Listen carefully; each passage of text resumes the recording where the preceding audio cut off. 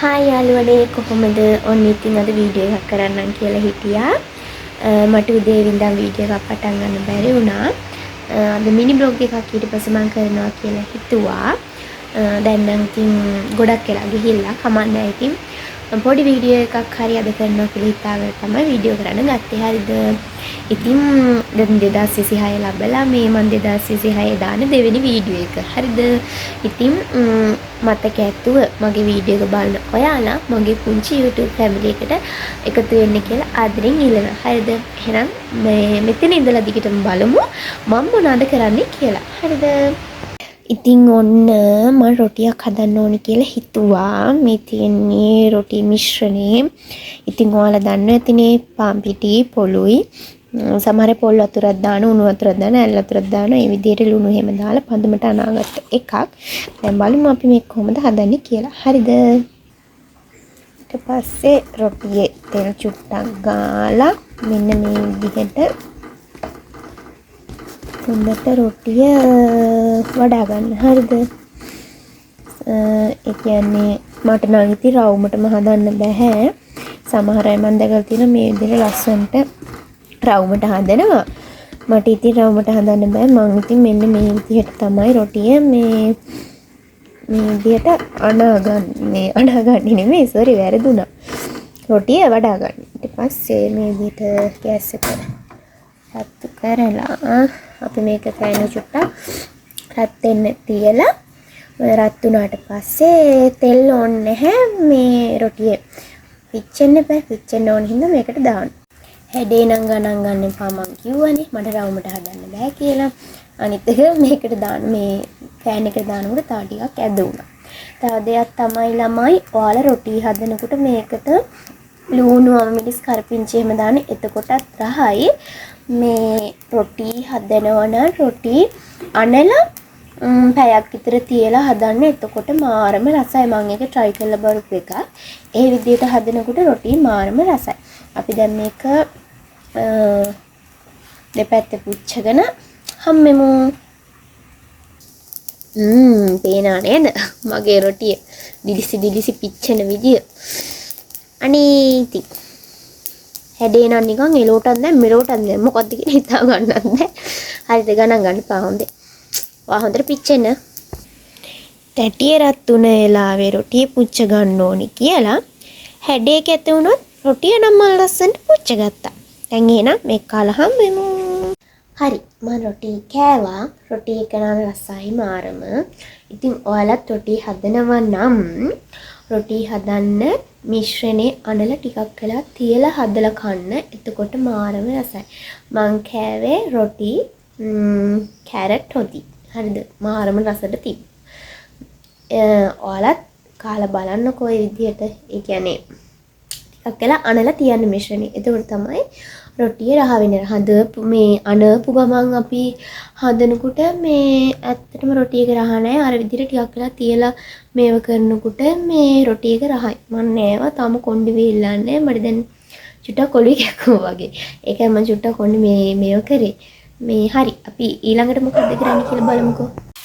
අවුරුද්දත් ඉවරයි. ඒ වුණාට අපි හදපු කොකිස් මදි වෙලා අපි ආයෙ කොකිස් හදනවා. දෙවෙනි පාරත් අවුරුදු ගන්න 2026 කන්න. අවුරුද්ද ඉවරයි. ඒ වුණාට අපේ හැම තාම කොකිස් හදන පේනවනේ. ඒ කොකිස් මදි වෙලා. අම්මනේ අපිට ආයෙ පාරක් කන්න පුළුවන් නේ අම්මා. ඔව් ඉතින් කා. අපේ අම්මා රැට වෙනේව දැම්ම මේව කරනවා. හිතනවා. ඔයාලත් එන්න ආයෙ පාරක් කොකිස් කන්න. ඇතිද ඒක? ඇති. ඒක උඩ පයින්නවා. හරි අම්මා හදපු කොකිස් එක පේන්ටියක් බොන්න තමයි යන්නේ. බලමු රසයිද කියලා. තව දෙයක්. මම නම් ආස මේ වගේ කරවිච්ච කොකිස් කන්න. ඔයාලා ආස මේව කරවිච්චද නැත්නම් සමහර අය කට්ටිය ආසයි නේද? කර වෙලා නැති විදිහට ගන්න ඒ විදිහට. මම නම් ආස මේ විදිහට. එහෙනම් මම කාලේ එන්නම්. එතකන් පරිස්සමෙන් සතුටින් ඉන්න කියන තාම බ්ලොග් එක ඉවර නෑනේ. ළමයි මෙන්න මේ චූටි නාරංජාතියේ නම දන්නවද? චූටිම චූටි. චූටි වගේම තමයි මේකේ ඇඹුල්. හරිද? මම මේ ටිකක් කාලා තියෙන්නේ පොඩි එකෙක්ට එහෙම දීලා අඬවන්න සුප්පිරි. ඔයාලගේ ගෙදර එහෙම තියෙනවා නම් දෙන්න. මේ පේනවනේ අපේ අම්ම කෑ ගන්නවා. මේක මාර මැඹුල්. මං කෑවා කොමරි මේක කනවා. හරි ළමයි දැන් ඉතින් රෑ වෙලා රෑට යන්න තමයි හදන්නේ. මම මඤ්ඤොක්ක කොල එකක් තමයි හදන්න යන්නේ. මඤ්ඤොක්කලේ විතරයි මම නම් හදන්නේ. ඉතුරු ඒවල ටික අම්මා හදනවා කිව්වා. මඤ්ඤොක්කල එක කොටලා ඒකට පොල් දාලා ලුණු දාලා මේ විදිහට වතුර දාලා දැන් තියන්න තමයි යන්නේ. දරලිපේ තමයි අද උයන්නේ. හරිද? මේ තියෙන අපේ දරලිප. මේ විදිහට වතුර දාලා මඤ්ඤොක්ක කොල එක තියලා තැඹුණාට පස්සේ තමයි අපි ටෙම්පරාදු කරන්නේ. එක එක අය එක එක විදිහට උයනවා ඇති. මේ උයන්නේ අපි අපේ විදිහට.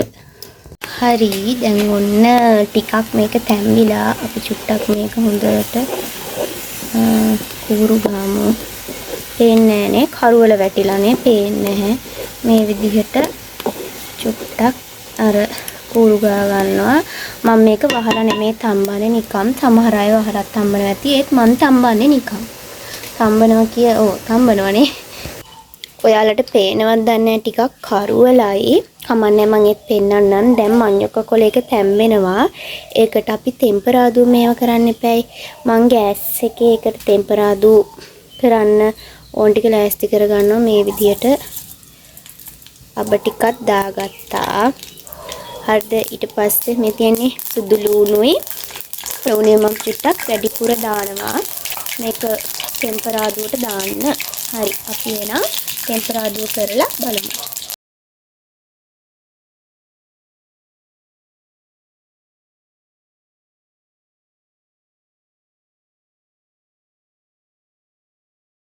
මේ තියෙන්නේ මං හදලා ඉවර වුණු මඤ්ඤොක්ක කොල එක. පේනවනේ රස පාටට තියෙන ඔයාලට මගේ මඤ්ඤොක්ක කොල එක.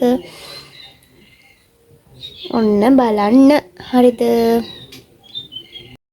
මේ දකින්නේ වීඩියෝ එකේ අවසානයේ. තවත් දවසක තවත් ලස්සන වීඩියෝ එකක් අරන් එනකම් සතුටින් පරිස්සමෙන් හැමෝම ඉන්න ඕනි.